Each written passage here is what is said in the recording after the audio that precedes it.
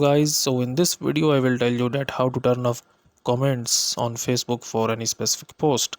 So if you don't want to people to comment on a specific post or on any of your post or any of your picture on Facebook, then how you can do this? So first of all, you need to open up Facebook, and after this you will go into your profile by tapping your profile image at the top right.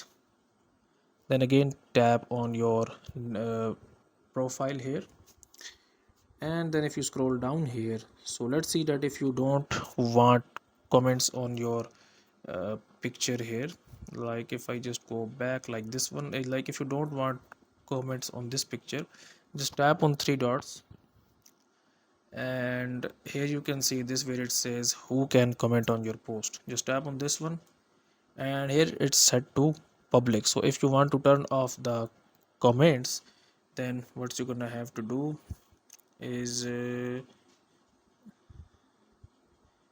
just tap on this one, and now people will not be able to comment on this post until they are tagged in this post. Okay, so guys, if you find this video useful, kindly like this video and subscribe to my channel, and I will see you in the next video.